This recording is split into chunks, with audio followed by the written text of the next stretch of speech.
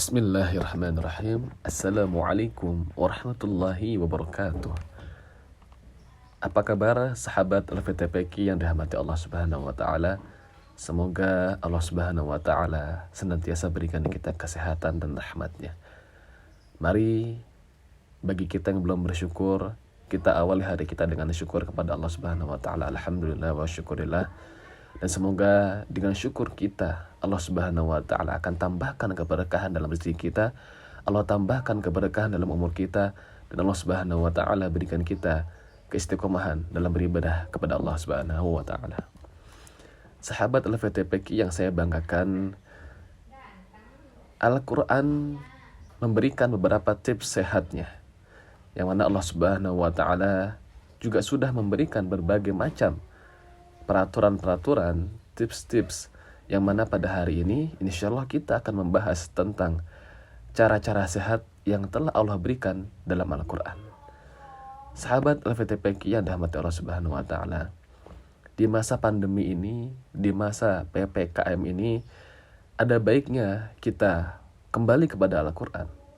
Kita merujuk kembali kepada Al-Quran sebelum kita berpikir tentang bagaimana mendapatkan vitamin-vitamin dari dokter, bagaimana kita bisa mendapatkan obat-obat dari dokter. Maka ada baiknya kembalikan diri kita kepada fitrahnya, kembalikan diri kita kepada Al-Quranul Karim.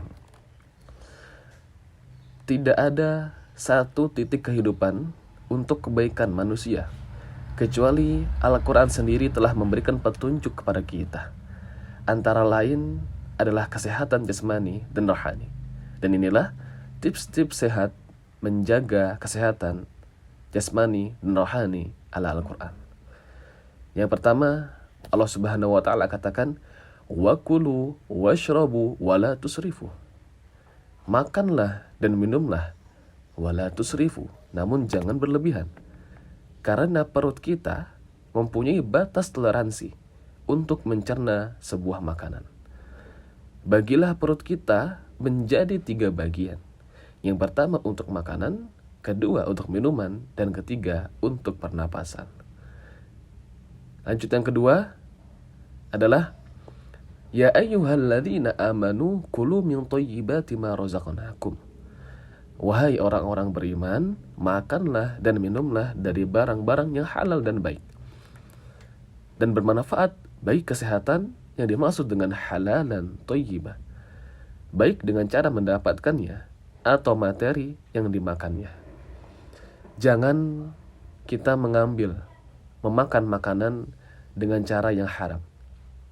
Walaupun barang itu halal, walaupun barang itu tidak Allah larang dalam Al-Quran, tapi kalau kita mendapatkan barang itu dengan cara haram, maka semua pun juga hilang berkahnya. Maka yang dimaksud dengan halalan thayyibah di sini adalah cara mendapatkan, dan dari barang itu sendiri harus dengan cara yang halal dan harus dengan barang yang halal. Yang ketiga adalah hurrimat alaikumul maitah waddam walahmul khinzir. Diharamkan bagi kita untuk memakan, pertama, mayit atau bangkai, kedua, daging babi, ketiga, darah. Dan kemudian ini kita jadikan maksud atau kesimpulan menjadi barang-barangnya khabith. Apa itu khabith? Khabith itu adalah barang-barang atau makanan-makanan yang kotor. Maka yang ketiga adalah jauhilah makanan yang khabith. Jauhilah makanan yang kotor, najis, dan menjijikan. Insyaallah dengan kita menjauhi makanan-makanan yang kotor, kita menjauhi makanan-makanan yang Allah larang kepada kita, insya Allah hidup kita akan sehat dan bahagia. Yang keempat, wa may ya'sillaha wa rasulahu wa yata'adda hududahu yudkhilhu naran khalidan fiha. Jangan sekali-kali kita melanggar ketentuan agama.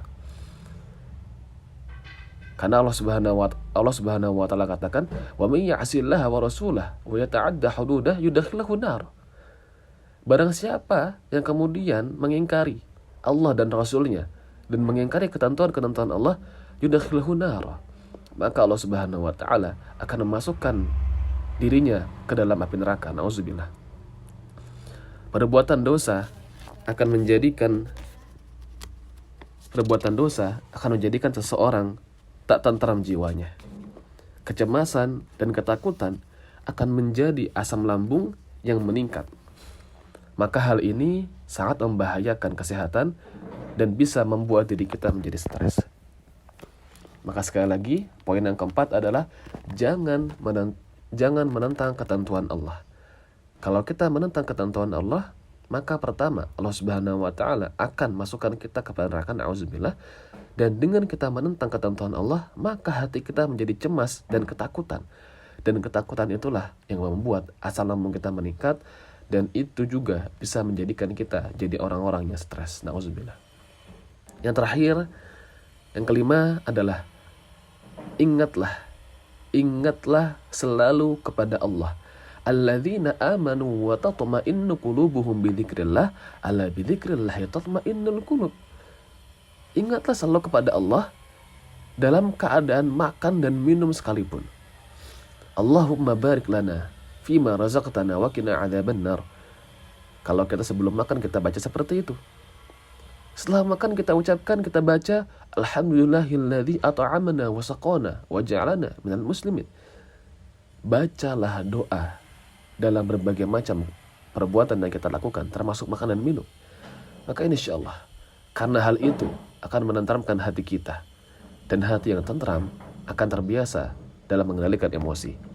Orang-orang yang hatinya tentram, orang-orang yang bisa mengendalikan emosinya, maka hidupnya akan senantiasa bahagia. Inilah 5 tips sehat ala Al-Quran, dan semoga ini semua bermanfaat bagi kita semua. Semoga Allah Subhanahu wa taala senantiasa lindungi kita dan keluarga kita dari berbagai macam penyakit dan bahaya. Allah muwaffiq ila aqwamit thoriq, billahi taufiq wal hidayah, wa ridha wa al-'ayah. Assalamualaikum warahmatullahi wabarakatuh.